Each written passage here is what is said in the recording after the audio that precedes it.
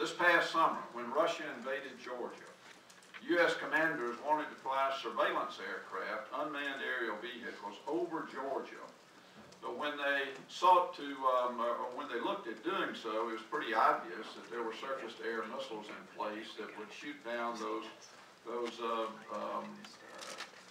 unmanned aerial vehicles with regularity. And these are the same vehicles that Secretary Gates wants to prop up and buy more of, and I agree with the decision to do that. The problem was that unless you cleared the skies of surface-to-air missiles, there was no way for those unmanned aerial vehicles to fly reconnaissance missions. And the only aircraft in the arsenal of the free world that could supply the necessary weapon systems to fly in that airspace was the F-22. It has the capability of taking out those missiles and not allowing them to take down any of our unmanned aerial vehicles. Obviously, the program was canceled because they did not want to call the F-22 into that theater. So, the question to ask is, what good do high-quality ISR platforms do if they can't go where we need them to go? Let's suppose that 5 years from now we need the same unmanned ISR platforms in Iran or another country that double-digit SAMs have been proliferated to. We couldn't use them because we'd get shot down, that is, unless we send in the F-22. These are not far-off scenarios that are out of the realm of possibility. In developing his strategy and making his budget recommendations, Secretary Gates has not explained how we will ensure air dominance when and where we need it in order for our ISR platforms, not to mention our soldiers and Marines, to operate freely without being threatened from the air or ground-based air defense systems. By now, everyone should know that despite Secretary Gates and General Cartwright's statements on April 6 and April 7, the Air Force's military requirement for the F-22 has not changed. General Schwartz has been very clear that the military requirement for the F-22 remains at 243.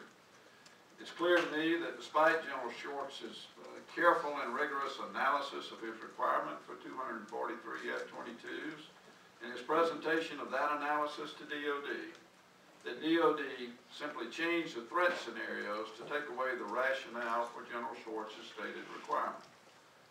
To no surprise, there is no analysis to back up the new scenarios. 183 has always been a budget-driven number and never been a requirements-driven number. From FY02 to FY09, the total defense budget increased at an annual rate of approximately 10%. The proposed FY10 budget, including funding for contingency operations, is roughly equivalent to the FY09 budget. If we were to increase the proposed budget by 1 additional percent, we could pay for the additional 20 F-22s that we need in this budget and also restore the proposed cuts to missile defense and grow the Army by another 3,000 soldiers. A few notes on JSF F-22 mix, which Secretary Gates and others have talked about at length. Some have suggested that filling the remaining F-22 requirement with the F-35 is the way to go. However, the F-35 is designed for a multi-role strike mission and not optimized for air dominance missions. The mix has always been that the F-22 will provide the air dominance for the F-35 and our other air-to-ground operative tactical aircraft, as well as for our soldiers on the ground. And without the F-22 having the numbers and the capability of doing that, obviously we are putting our folks at significant risk. The F-35 is a great airplane, but they are not, the F-35 and the F-22 are not interchangeable. All of the factors that I just alluded to, as well as the fact that this is budget-driven, account for the requirement of the F-22 remaining at 243 in spite of these difficult budget times that we're in today. 187 F-22s, which is where we'll be with the 4 that are going to be currently included in the supplement, yields 126 combat coded aircraft, or 7 squadrons of 18 each. Now, we got 10 AEF units. That means that we're going to have 3 of our Air Expeditionary Force units that are going to be without the F-22. Is that the complement we want? I don't think so. That's the risk that I personally don't think we ought to be taking. A few final notes. I'm a strong supporter of the F-35, and there's going to be F-35 work in my state. So this is not a parochial issue with me with respect to the F-22. We're not going to lose jobs. But I think that I'm not the only observer to question the sole reliance DOD is placing on the F-35 in the F-10 budget and beyond. That has been questioned by a number of you in this room, as well as some very other bright individuals in the defense community. OSD has constantly said that the F-35 will be cheaper.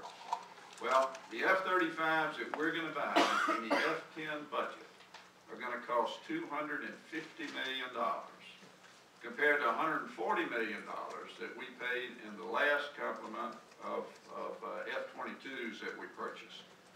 And nobody knows, and if you look at the GAO report, it will bear this out, nobody knows what the final price tag of the F-35 is going to be, but GAO says that they suspect it's going to be comparable to the cost of the F-22.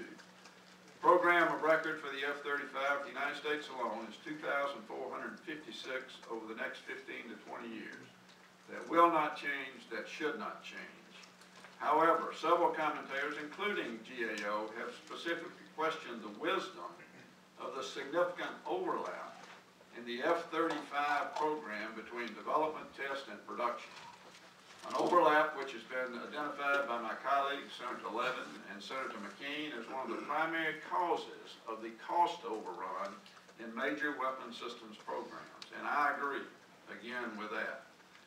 I think it should be troubling that in his press conference on April 7th, that General Cartwright acknowledged that due to this overlap in design, changes that need to be implemented after production has begun, we will need to retrofit the F-35s that have already been produced. Well, there is no free lunch.